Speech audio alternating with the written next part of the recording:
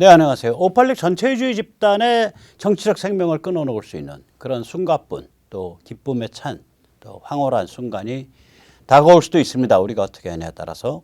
이 와중에 우리 보수 공화 시민을 위한 기운나는 뉴스와 해설을 매일매일 정리해서 전해드리려고 하는 백모 세뇌 탈출입니다. 오늘은 역시 미국은 미국이구나. 일단 이제 트럼프가 지지한 후보들이 이제 주마다 프라이머리 시점이 다른데 텍사스, 인디아나, 오하이오가 끝났습니다. 여기서 55명을 지지했는데 55명이 전부 프라이머리에서 승리했습니다. 엄청난 승률이죠. 55대 빵입니다. 네, 55대 빵으로. 그리고 이제 미국에서 지금 무슨 일이 벌어지고 있냐. 이 대법원이 이 낙태에 대해서 여성의 헌법적 권리가 없다라고 결정을 했습니다. 결정을 하고 있습니다. 그러니까 공식 발표는 아직 안 났는데요. 발표문이 언론에 이렇게 누출돼서 되게 그 방향으로 가고 있는 것이 확실합니다. 우리는 이제 낙태를 둘러싼 어떤 싸움이 별로 심하지 않은데요. 미국은 이 낙태가 가장 중요한 정치적 가치를 상징하는 그 전선입니다. 낙태에 찬성하냐? 낙태에 반대하냐? 이때 낙태는 자유낙태를 뜻합니다. 뭐 특별한 말하자면 의학적, 의료적 이유가 없는 자유낙태. 그걸 찬성하냐, 반대하냐. 네, 오늘 그 같은 얘기를 좀 살펴보면서 우리가 이제까지 글로벌리즘 비판을 많이 해왔는데 이런 거대 변화 속에서 글로벌리즘도 견뎌내질 못하거든요. 거기서 어떤 변화가 일어날 것인가 예측해보는 시간을 가지도록 하겠습니다. 그에 앞서서 제가 요새 이 박선영, 그러니까 서울교육감 후보 박선영 때문에 자다가도 으드득 이를 갈고 으악 소리를 지르고 일어나곤 합니다. 분이 막 넘쳐서. 그래서 짧게 이 박선영에 얽힌 백모의 반성문을 발표하겠습니다. 먼저 세뇌 탈출 자유구독료 부탁 말씀 올립니다. 아시다시피 세뇌 탈출은 게시될 때에는 광고가 붙지 않습니다. 운이 좋으면 하루 만에 붙고 운이 나쁘면 일주일 열흘 지나서 붙습니다. 도와주시면 보다 좋은 컨텐츠로 찾아뵙는 데 커다란 힘이 되겠습니다.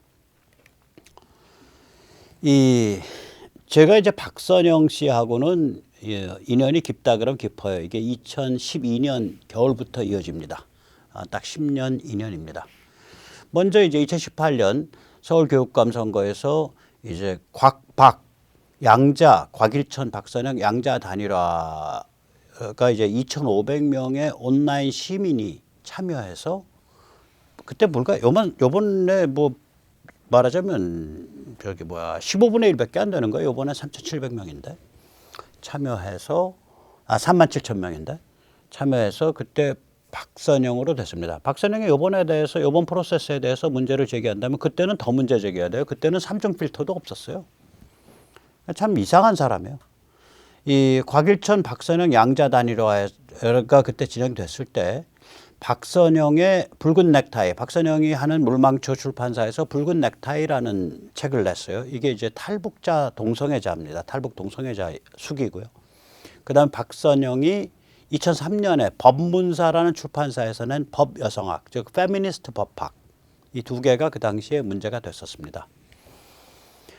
이 박선영 지지 세력이 이 박선영이 동성애를 옹호하고 있다. 또 박선영이 페미니스트다라는 프레임으로 공격을 해서 이 기독교 보수 세력이 안티 박선영으로 급선회했던 사건입니다. 이때 저는 박선영 변명에 나섰습니다. 그때 변명은 이제 각각 다른 논거를 갖고 있겠죠. 붉은 넥타이를 실제로 보면 그게 이제 탈북 동성애자의 심리적인 혼란, 그리고 남쪽에 내려와서 자기가 동성애자라는 걸 발견을 하고 이 동성애 남성들이랑 어울려서 돈도 뜯기고 몸도 뺏기고, 즉 성적, 금전적 착취를 당한 그런 이야기를 그리고 있는 수기입니다. 잔잔합니다. 읽을만 합니다. 그래서 저는 그때 붉은 넥타이 이거는 인간의 고통을 그린 것이지 이것이 성인지 감수성 선전물이 아니다. 성인지 감수성이라는 건 뭐냐면 온갖 남녀 양성 구분 말고 온갖 종류의 무슨 트랜스라든지 무슨 양성애라든지 동성애라든지 이런 거 전체를 우리의 일반적 정상적 생물학적 기반에서의 성관계랑 동일하게 보는, 즉 다시 말하자면 인간의 생물학적 혹은 도덕적 기본을 허물어뜨리는 그거를 성인지 감수성이라고 부릅니다. 그래서 예를 들어서 그 박원순에 대해서 그분은 성인지 감성이 높으신 분이었습니다. 제가 막 그 말 듣고 박원순이 동성애자들을 많이 챙기고 박원순이 트랜스를 많이 챙겼나 보구나. 근데 동성애자 트랜스 많이 챙긴다는 거하고 여성을 성희롱한 거하고는 뭐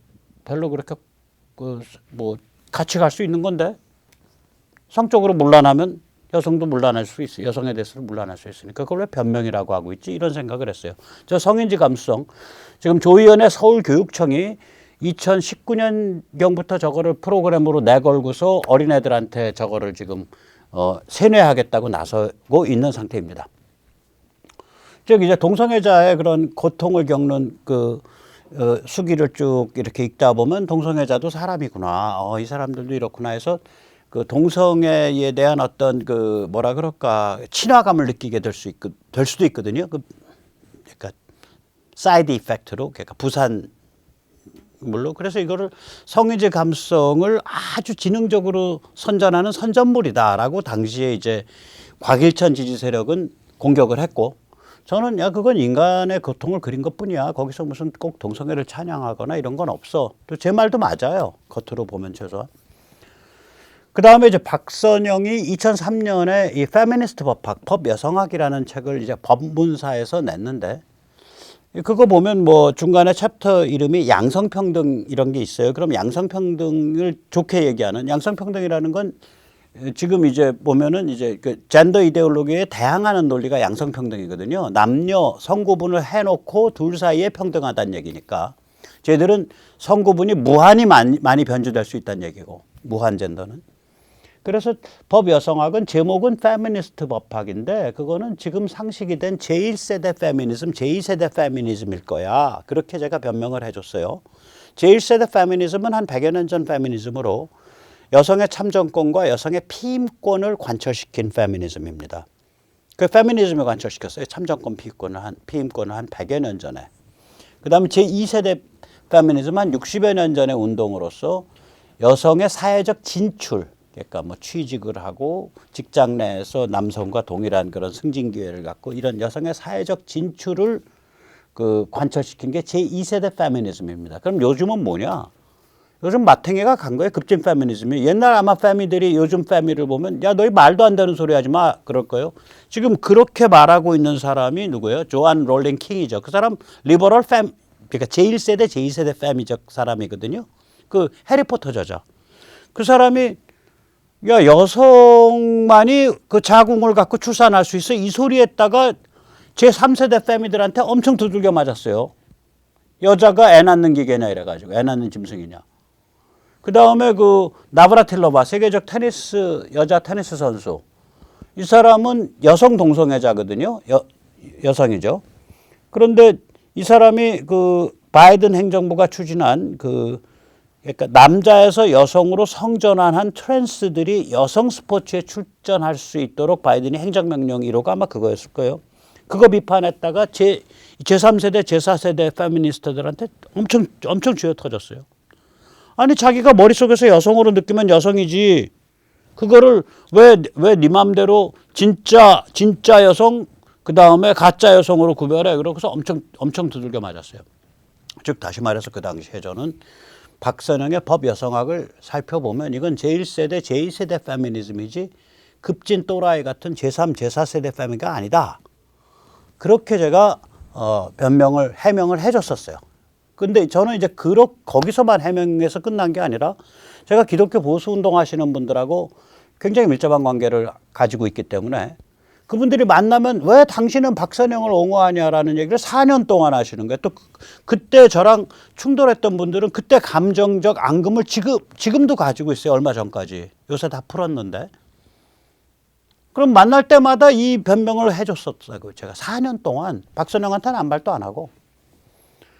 그런데 제가 그럼 2018년에 박선영의 박 단일화를 밟은 그 이선본 경선 온라인 경선 과정을 제가 기획 운영했다고 해서 그럼 박사님 캠프에 들어갔냐. 조용달은 저보고 박사님 캠프 들어갔다 그래서 제가 고소해놨잖아요.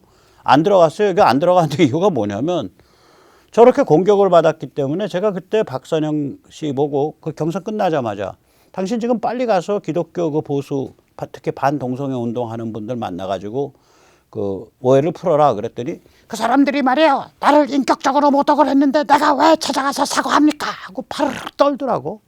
그래서 제가 박선영한테 그때 2018년에 아니 지금 우리한테 필요한 건 인간 박선영이 아니라 후보 박선영이요. 가서 그거 사과 좀 하고 이렇게 따둑거리는 게 뭔 문제라고 했는데 바로 떨어요. 사람이 그 아지 모기를 가지고. 그래가지고 제가 야 저런 사람 가지고 뭐 선거하겠냐 캠프 참여를 안 했어요. 그리고 4년 동안 그때 만정이 떨어져서 연락을 안 했어요. 근데 이제 박선영 씨랑의 그 인연은 2012년으로 올라갑니다. 2012년 겨울에 중국 대사관 그 당시에 종로구 옥인동 앞에 조그맣게 있었어요. 지금 저기 서울 명동에 크게 있는 게 아니라 중국 대사관 앞에 옥인교회 마당에서 박선영 씨가 텐트를 치고 일주일 동안 탈북자 강제북송 방대 농성을 했어요. 그리고 자기는 일주일 만에 빠져나갔어.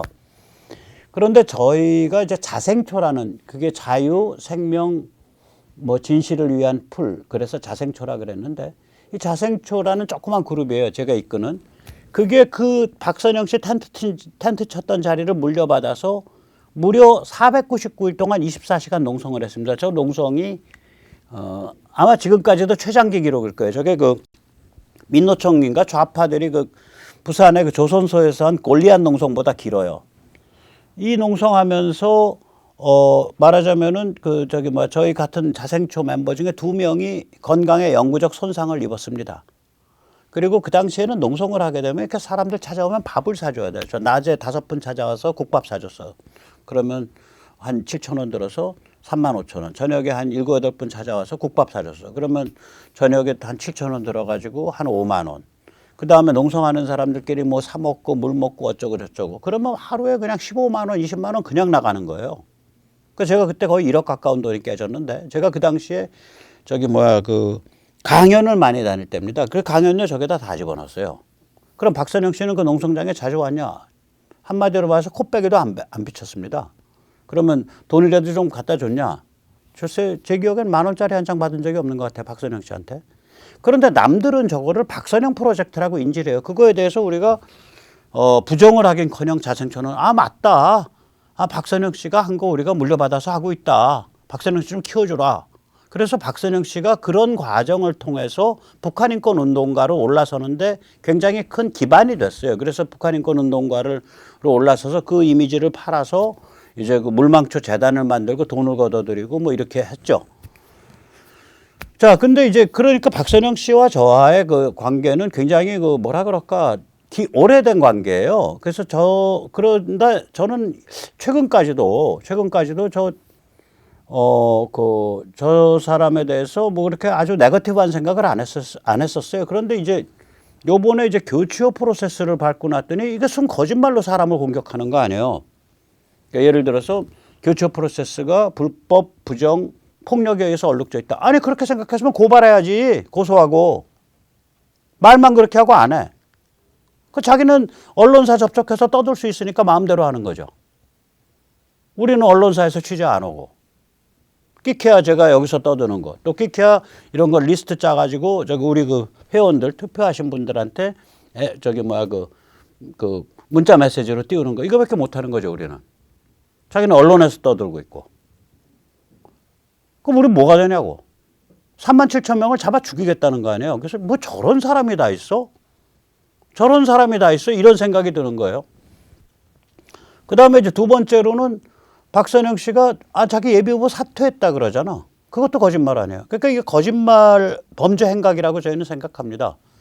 이번에 이런 것을 보면서 야, 이 사람 보통 아니네. 이거 상식적인 그걸로는 잘 이해가 안 되네. 이렇게 되면서 이제 의심이 드는 거예요. 야, 이 사람 급진 팸이 아니야, 원래? 근데 여기 침투해 있는 거 아니야? 간첩 아니야?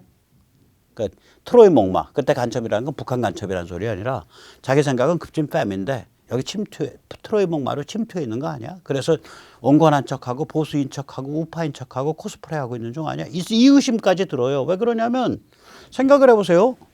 자, 만약에 저희가 문제제기는 이거죠. 2018년에 그런 일이 터져가지고 우파 보수가 그때 무지하게 분열됐었어요. 저 같은 경우는 그때 저희 이선본 회원들 엄청나게 백모 욕하고 튀어나갔어요.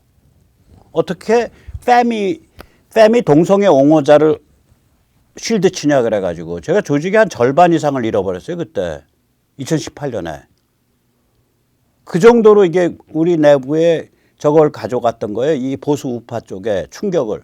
아니 그러면 자기가 그런 일이 있고 앞으로 교육감 나올 것 같으면 자기가 과연 동성애에 대해서 어떤 입장을 가지는지 담론 운동을 하고 예를 들어서 차별금지법 반대 캠페인에 얼굴을 내놓거나 혹은 이제 동성혼을 민법상 부부로 만들자라는 그런 움직임에 대한 반대 캠페인에 얼굴을 내놓거나 뭐 글을 좀 쓰거나 이래야 될 거 아니에요. 하나도 없었어, 4년 동안. 자기 때문에 자기랑 관계돼서 여기가 충격을 받아서 분열했는데 그럼 생각 딴 데 있다는 소리잖아. 급진 패미가 위장해서 들어와 있는 거야? 이 생각까지 드는 거예요. 그 의심까지. 그 다음에 예를 들어서 그 법 여성학도 똑같죠. 자기가 만약에 1, 2세대에 자기는 이제 나이가 있는 선배 세대의 그런 페미니스트라 그러면 요새 그 이상한 야릇한 급진 그 제3, 제4세대 페미들한테 꾸짖고 야 그거는 페미니즘의 근본 정신에 어긋나는 거야 라고 꾸짖고 싸워야 될 거 아니에요. 그 동네를 정화시키려고. 그렇게 하시는 분도 있거든요. 오세라비 선생 같은 분. 자기 온몸을 바쳐서 글 쓰고 집회 가고 해서 그 이상야릇한 급진 페미들과 온몸을 부닥쳐서 싸우고 있다. 그럼 자기도 싸웠어야 될 거 아니야. 없어. 그럼 이 사람은 저기 그 제3, 제4세대 급진 페미를 이렇게 뒤에서 슥 키워주는 이거 급진 페미 간첩 아니야? 이런 의심까지 드는 거예요. 그러다가 고민을 하다가 야 그건 아니다. 이 박선영 씨랑 이야기를 해보면요. 자기 이고 내 생각 이건 굉장히 강한데 그 악마성 그러니까 제가 말하는 악마성 이거죠. 그러니까 사람들의 그러니까 남녀 성구분 이런 거에 대한 근본적인 생물학적 도덕적 근본 개념을 깨트려서 사회를 해체시켜 버리겠다. 그런 종류의 악마성은 제가 못 느꼈어요. 그 다음에 내가 아주 눈물 발휘할 수 있는 탈북 동성애자 얘기를 수기로 내가지고 사람들한테 성인지 감수성, 세뇌 공작을 하겠다. 이런 악마성은 제가 못 느꼈어요. 그러니까 가만히 돌이켜보면 이 사람은 제가 짐작하기엔 10중 8구 시류 따라, 세태 따라 그때 좀 개념 있는 것 같고 좀 뜨는 것 같은 거 그냥 얘기한 거예요. 2003년에 제1세대, 제2세대 페미니즘이 강하니까 법 여성학, 나 여성이니까 썼고 또 그 다음에 2015, 16년엔 동성애에 대해서 퀴어 축제 같은 것도 열리고 사회적 그게 높아지니까 탈북자 동성애자 한번 얼마나 불쌍한지 책으로 한번 내보지. 그래서 붉은 넥타이 썼고 이 사람은 그때 시류에 따라서 시류에 맞춰서 뭔가를 이야기하는 아주 천박한 카멜레온 아니냐. 그러니까 그런 악마적 이데올로기에 달통을 해서 있는 그런데 우파 흉내내고 보수 흉내내는 그런 간첩스러운 자가 아니고 아주 천박한 카멜레온 같은 자 아니냐. 그래서 박선영한테 묻고 싶어요. 급진 페미 트로이 목마 간첩이세요? 아니면은 천박한 카멜레온이세요? 둘밖에 없어요. 여러분 둘 다 아니라면 지난 4년간 동성애에 관해서 젠더 이데올로기에 관해서 펼친 담론과 실천이 있었어야 돼요. 지난 4년 그 둘 다 아니라면 지난 4년간 이 이상야릇한 급진 페미에 대해서 그 버르장머리를 잡으려고 애를 써서 쓴 글과 실천이 있어야 돼요. 없잖아. 그럼 결론은 굉장히 천박한 카멜레온이든지 아니면 급진 페미인데 보수나 우파로 코스프레하고 여기 침투해 있는 거든지 둘 중에 하나라는 소리지. 근데 제가 그 사람 겪어본 바로는 그런 간첩성, 그러니까 다시 말하자면 그런 그 트로이 목마 같은 성격이 약한 사람이기 때문에 이게 천박한 카멜레온이다. 그런데 이제 이게 위험한 거거든요. 이게 조 의원보다 더 위험할 수 있어요. 조 의원은 지금 그 형사로 고소돼서 지금 법정에서 재판을 받고 있기 때문에 족쇄를 차고 있는 사람이에요. 언제 어떻게 될지 몰라. 근데 박선영은 다르단 말이죠. 박선영은 달라요. 훨씬 더 우파나 보수를 통째로 말아서 파멸시킬 수 있는 사람이에요. 잘못 행동하고 잘못 이야기해서. 그래서 이 사람은 이번에 이제 교육감 선거에서 제거해야 된다. 정치적으로. 그리고 조정을 당선시켜야 된다. 그렇게 생각을 합니다. 자, 이제 오늘 드린 말씀 본격적인 얘기 드리겠습니다. 미국은 살아있다는 걸 느낍니다. 이제 적극적인 낙태를 적극적으로 단속하기 시작할 수 있는 기반이 만들어지고 있습니다. 아까도 말씀드렸지만 미국이 참 이상한 게 최대의 정치 쟁점이 낙태예요. 어보션이에요. 미국이 겉으로 보면 물질주의에 만연된 것처럼 보여도요. 이 낙태 문제를 가지고 사회가 몸살을 하면서 싸우고 있는 그런 나라들입니다. 여기 아름다운 이 아가씨들이 지금 하는 건 나는 프로라이프, 낙태에 반대하는 걸 친생명이라고 해서 프로라이프라고 주장해요. 그리고 이제 정부가 보조하는 낙태비 보조하는 거, 정부가 낙태비 보조하는 걸 그러니까 계획된 부모되기, 뭐 이름은 참 잘해요. 잘 지어요. 플랜드 퍼렌트후드라 그래서 이게 아마 오바마 때 시작된 걸걸요. 이거 정부 보조금 없애라 뭐 이런 거 가지고 좀 시위하고 있는 중입니다. 대법원에서 1973년에 한참 이제 그 베트남전 펼쳐지고 막 이럴 때 낙태는 헌법적 권리라고 결정한 바가 있습니다. 이것이 이제 앞으로 며칠 사이에 바뀔 것 같습니다. 이게 번복되는 근거는 두 개인데요. 연방헌법 어디에도 낙태를 다루지 않았다. 그러므로 낙태는 헌법적 권리라고 말할 수가 없다. 낙태를 단속할 거냐 말 거냐는 각 주에서 주법으로 정할 일이다. 이게 이번 결정의 근거입니다. 이거는 뭐냐면 사법 문헌주의거든요. 그러니까 헌법에 쓰여진 글자 그대로 읽겠다는 거예요. 그걸 텍스츄얼리즘이라 그래요. 이 좌파, 진보, 리버럴들은 사법 적극주의를 주장합니다. 주디시얼 액티비즘을 주장합니다. 주디시얼 액티비즘. 그거 뭐냐면은 헌법에 쓰인, 법률에 쓰인 문헌 그 글자를 넘어서서 지금의 시대적 요구에 맞춰서 해석해서 확대 해석하겠다는 거예요. 그러면 오케이 말은 근사한데 지금의 시대적 요구를 누가 판단하냐 이거지. 너희 좌빨들이 판단하냐 이거지. 안전하게는 문구대로 해석하는 게 안전하다. 그래야 시비가 작다 이거죠. 그래서 저는 텍스츄얼리즘 지지하는 편이고요. 문헌주의. 우리말로는 문헌주의라 그러죠. 자, 그런 관점에서 우리나라 헌재 이게 처음에 낙태가 불법이다라고 판정을 지금 불법이라고 규정한 법이 맞다라고 판정했다가 요새 들어서는 또 낙태는 헌법적 권리다라고 다시 뒤집었어요. 이거 잘못된 거예요, 헌재가. 처음에 이 이슈가 헌재에 왔을 때 이거는 그때그때 의료 수준이나 사회적 관념에 의해서 결정되는 거니까 이거는 헌법 정신에 의해서 해석할 일이 아니고 법률에 의해서 그냥 정하면 돼라고 해서 헌법적 해석을 거부했어야 돼요. 우리나라 헌재가 문제가 뭐냐면 헌재 오지랖입니다. 이거 헌법 정신에 맞는지 틀리는지 판정해 주십시오. 그러면 들여다보고 맞습니다, 틀립니다 하고 지들이 잘난 체 다 해. 왜 헌재가 그걸 판단하냐고. 지금 보세요. 미국 대법원.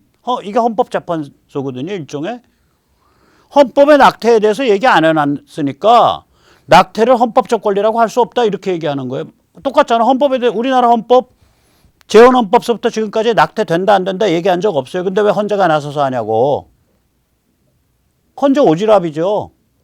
헌법재판관들 반성 좀 하세요. 저것도 똑같아. 제외 선거인들 그러니까 국내에 주민등록에 말소돼 있는 뭐 예를 들어서 미국에서 국적은 한국이냐. 미국에서 오랫동안 영주권을 가지고 살아서 국내에 그리고 국내를 관리를 안 해가지고 국내에 주민등록에 말소돼 있는 이런 사람들. 이런 사람들 투표권 줄 거냐 말 거냐. 이건 왜 그러냐면 문제가 뭐냐면 이런 사람들한테 어떻게 통보해서 어느 장소로 끌어들여서 어떻게 투표를 시킬 거냐. 즉 다시 말하자면 이동과 정보통신과 연락수단과 이런 거랑 관계가 있는 문제예요. 만약에 이게 말과 마차만 다니고 있고 어쩌고 저쩌고 돼 있으면 전보만 칠 수 있고 이러면은 이게 불가능한 일이거든. 그러니까 헌법으로 다룰 일이 아니에요 이게. 그럼 법으로 정해라. 근데 자기들이 판정해서 모든 국민은 유권자로서 투표권이 있기 때문에 이 제외 선거인의 투표권이 제한되어 있는 것은 위헌입니다. 이러고서 잘난 체해서 해갖고 지금 국민투표도 못하게 생겨서 꼴랑 1, 200만도 들똥말똥하고 우리 쪽에 저것도 안 내는 세금도 안 내는 사람들 때문에 5천만 국민의 생명을 지금 걸고 있는 검소완박에 대해서 국민투표 할 수 있냐 없냐 이게 지금 걸려 있는 거 아니에요. 좀 잘난 체 좀 그만하시라니까 헌재들. 왜 이렇게 오지랖을 떨어 오지랖은. 미국 대법원 좀 배우세요. 헌법에 박혀 있는 것만 해석하라고. 제외 선거인을 투표에 참여시킬 수 있냐 없냐라는 거는 시점마다의 정보통신 소통에 관한 문제, 그 다음에 트랜스포테이션, 그러니까 그러니까 여행수단에 관한 문제, 그다음 이런 여러 가지의 실제적 현실적 조건에 의해서 결정되는 거기 때문에 이것은 그리고 그 비중이 한반도에서 주민등록하고 살아가는 사람들이 가지고 있는 절박한 니드와는 좀 그 니드의 수준이 떨어질 수 있기 때문에 이것은 그때그때 적합하게 법률에 맞춰서 정해야지 이걸 헌법으로 일관되게 해석하지 못한다. 이렇게 좀 겸손하게 판단했어야 될 거 아니에요. 헌법 정신을 어느 선으로 해석할 거냐라는 문제예요. 지금 이게 우리 헌재 재판관들 당신들 좀 똑바로 배우라고. 건방 떨지 말고 제발. 오지랖 떨지 말고. 자 이렇게 돼서 미국에서 지금 굉장히 큰 지금 이 이슈 물결이 만들어지니까 이제 그 글로벌리스트 좌파애들이 가만히 있겠어요? 댕댕거립니다. 우리 오바마 아저씨 뭐라 그러냐. 대법원의 결정은 자유사회를 신뢰하는 모든 사람에게 타격입니다. 이렇게 그거를 했습니다. 포카혼타스. 왜 포카혼타스라 그런지 아시죠? 엘리자베스 워렌. 저 여자가 인디안 같은 소수민족에 특혜를 주는 입학 쿼터를 가지고 하버드를 들어가서 출세를 한 사람이에요. 그러니까 자기 피에 인디안 피 섞여 있다고 주장하는 사람이에요. 그래서 그 영화 인디안 여성 영화 포카혼타스 해서 저 별명이 포카혼타스죠. 극좌죠. 엘리자베스 워렌이 이렇게 말합니다. 공화당의 극단주의자들이 불법 낙태와 여성 자살이 범람하는 세상을 만들려고 하는 중입니다. 그 다음에 이제 이것도 극좌예요. 뉴저지의 민주당 주지사 필 머피 이런 말을 합니다. 대법원이 그런 결정을 한다면 이는 미국 여성에 대한 전쟁이 선포됐다고 봐야 합니다. 미국 여성에 대한 전쟁이래요. War against women in America. American women이라고 그렇게 얘기해요. 참 희한합니다. 자, 이렇게 이 글로벌리스트 좌파들만 그거를 하는 게 아닙니다. 글로벌리스트 좌파 기업들의 황당 행태가 있습니다.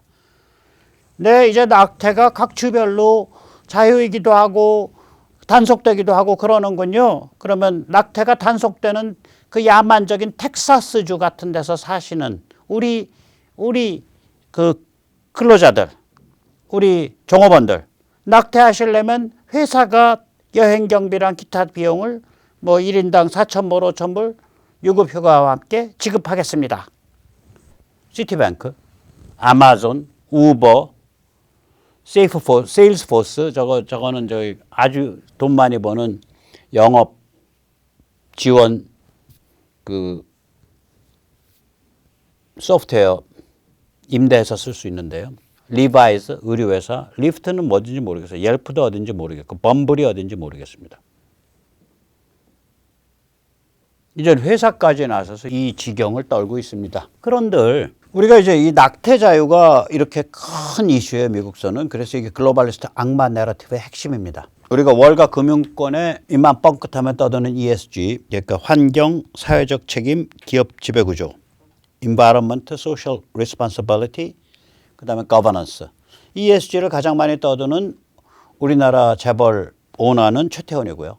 ESG를 가장 많이 떠드는 법률 회사는 노무현 대통령의 죽고 못 사는 동지였던 강금실 씨가 주도해서 만든 지평이라는 법률 회사입니다. 저한테는 맨날 지평에서 ESG 선전하는 이메일이 와요. 이 중에 특히 이제 우리가 문제가 되는 게 이제 S, Social Responsibility, 이 사회적 책임인데 이 S는 DIE, DIE입니다. 이때 DIE, D는 뭐냐? 다양성, Diversity고요. 그 다음에 I는 뭐냐? Inclusiveness, 포용성이고요. 평등은 뭐냐? Equity입니다. 뭐에 대해서 다양하고, 뭐에 대해서 포용하고, 뭐에 대해서 평등하냐? 전부 이거 뭐냐면 남녀 양성 구분이라는 생물학적 도덕적 기본 기준을 해체한 상태. 그게 양성이든 내가 남자인데 수염 이렇게 하는데 오늘부터 저를 쉬라고 불러주세요 라고 하는 사람이든 뭐든 간에 다 그 사람 요구대로 다 들어주면서 가야 된다라는 거예요. 그게 이 사람들이 말하는 다예요. 다양성, 포용성, 평등성이에요. 그리고 아까 보셨듯이 일부 기업 행태에서 보이던 낙태 천국을 찬양하죠. 그리고 이건 어디서 드러나냐? 바이든이 최근에 국토안보부 아래 거짓정보관리위원회 Disinformation Governance Board라는 걸 만들었는데 거기에 위원장이 누구냐? 극단주의자 니나 젠코비츠, 저 사진에 나오는 사람이에요. 이 사람은 어느 정도 극단주의자냐? 아이를 임신해서 출산하는 사람이 있을 뿐이지 여성은 없습니다. 많은 사람들이 여성이 아니면서도 아이를 임신해서 출산합니다.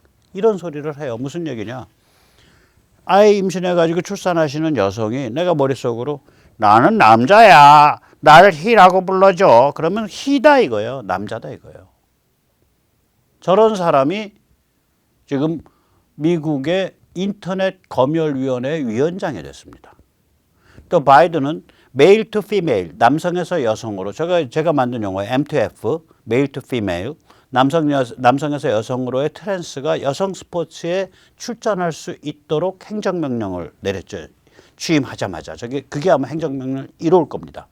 이거를 이용을 해서 유니버시티 펜실베니아에 있는 남자 수영 선수 중에 여성으로 트랜스했던 사람이 여성 수영 선수, 아이비리그 여성 수영 선수에 나가서 지금 메달을 휩쓸고 있습니다. 그걸 또 아이비리그에서 다 방치하고 있어요. 자, 황당한 상태죠. 그래서 이 낙태 자유가 이 같은 악마 내러티브의 핵심에 들어있어요, 이게. 또한 이 보수 공화 가치를 주장하는 이쪽 보수 공화 진영에서도 낙태 반대, 자유낙태 반대, 무분별한 낙태 반대가 주장의 핵심에 들어있어요. 그래서 빵 하고 이번에 부닥치고 있는 거예요. 대법원이 낙태는 헌법적 권리가 아니야. 단속하든 말든 그거는 각 주가 알아서 할 일이야 라고 이번에 판정하게 되면 대단한 충돌이 있을 겁니다.